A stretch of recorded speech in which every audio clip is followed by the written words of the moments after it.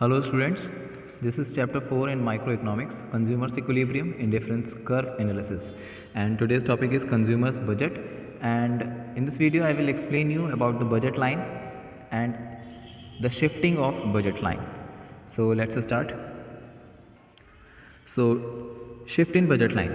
Budget line shift forward when income of the consumer increase, price are assumed as constant. Okay, and the second one is budget line shift backward without changing its slopes when income of the consumer decrease. Again price are assumed as constant, यानी budget line कब आगे जाती है और कब पीछे जाती है.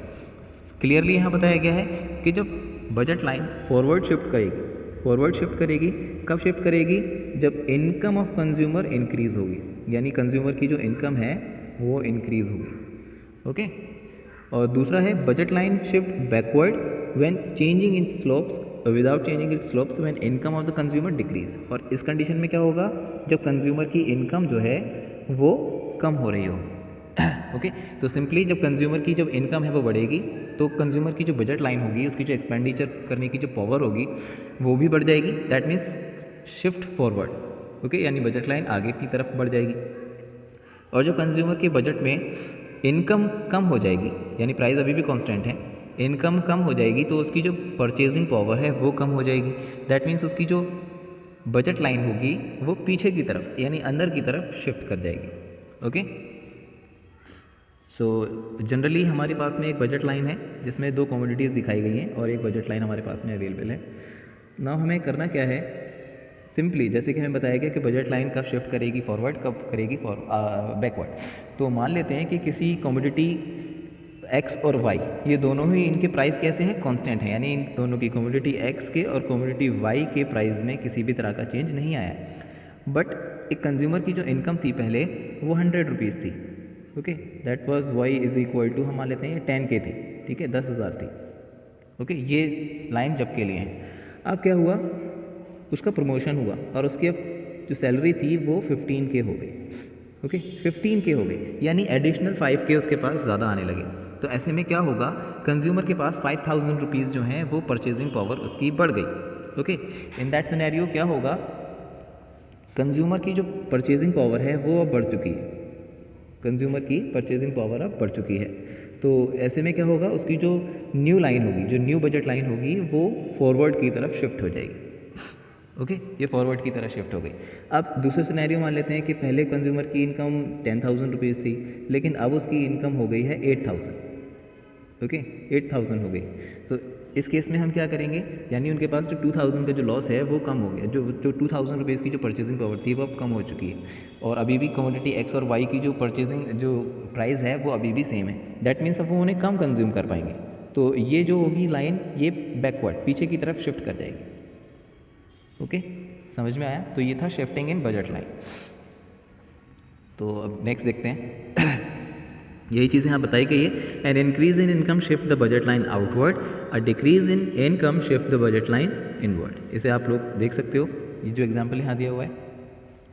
नाउ आपकी बुक का अकॉर्डिंग जो एग्जाम्पल दिया गया है उसमें एक बजट सेट दिया गया है. तो बजट सेट क्या बता रहा है, सबसे पहले जो बजट सेट है वो बजट सेट बता रहा है कि इनकम जो है कंज्यूमर की वो 60 रुपीज़ है, 60 रुपीज़. ओके, अब उसके बाद में P1 यानी कि जो गुड प्राइस 1 कमोडिटी का है दैट इज़ ₹2, और जो प्राइस ऑफ सेकेंड कमोडिटी यानी गुड 2 का जो प्राइस है वो है ₹1. ओके, तो इन दिस केस ये हमारा एक बजट दिया गया है, बजट सेट दिया गया है, जिसमें जब कंज्यूमर गुड 1 0 खरीदता था तो गुड 2 को वो 60 परचेज़ करता था.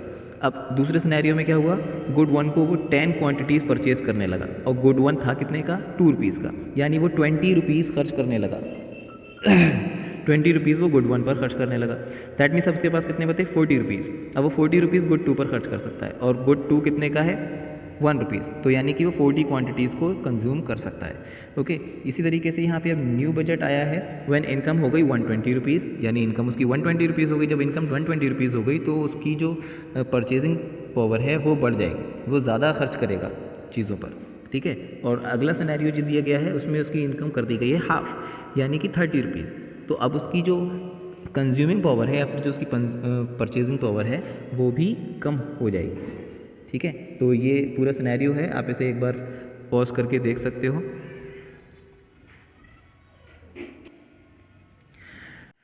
ओके, सो अगेन अब क्या हो, हमारे पास में इस केस में दो कमोडिटीज़ दी गई हैं, एक है एक्स कमोडिटी और दूसरी है वाई कमोडिटी, यानी कि हमारे पास में दो गुड्स हैं। ओके, अब क्या हो कि अगर इसमें से एक कमोडिटी की जो प्राइस है वो कम हो जाए या ज़्यादा हो जाए, ठीक है, तो क्या होगा।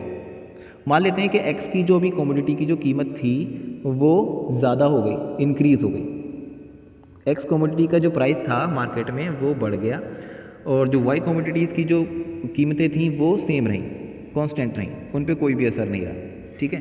तो ये शिफ्ट किस तरह से दिखाएंगे हम, ये जो बजट लाइन में जो शिफ्ट होगा वो किस तरह से आएगा, यानी एक्स की जो कमोडिटी थी वो कम हो गई, वाई की नहीं हुई है। तो ऐसे में क्या होगा, वाई कमोडिटी हम जितनी खरीद रहे थे हम उतनी ही खरीदेंगे, लेकिन एक्स की क्योंकि कीमतें बढ़ चुकी हैं और हमारी जो इनकम थी वो अभी कांस्टेंट है, तो हम क्या करेंगे, हम एक्स की जो कमोडिटी थी वो कम खरीद पाएंगे। ओके, या फिर अगर हम ऐसे बोलें कि एक्स कमोडिटी, या फिर हम इस तरह से भी बोल सकते हैं कि अगर एक्स कमोडिटी जो थी उसके प्राइस डबल हो गए, उसके प्राइस डबल हो गए, तो हमारी जो लाइन है वो कहाँ आ जाएगी, जितनी भी हम यूज़ कर रहे थे हम उसका हाफ यूटिलाइज कर पाएंगे अब। तो ये इस तरह से, ठीक है। अब सेम इसी को अगर रिपीट करें, अब वाई कमोडिटीज़ की जो कीमतें हैं वो डबल हो गई, तो हमारी क्योंकि एक्स एक्सिस पे जो कीमतें हैं उसका कोई भी असर नहीं पड़ेगा, और लेकिन जो हमारी वाई कमोडिटी है वो डबल हो चुकी है, उसकी जो प्राइस है वो डबल हो चुकी है, तो हमारी जो न्यू शिफ्ट करेगी बजट लाइन वो ये होगी, ठीक है। जैसे हम मान लेते हैं A1, ठीक है, तो क्या होगा, ये बी से शिफ्ट कर जाएगी A1 B पर या A बार B पर, ठीक है। सो आज के लिए इतना ही। नेक्स्ट वीडियो में हम नेक्स्ट चैप्टर के बारे में डिस्कस करेंगे जो कि है theory of demand. Till then take care.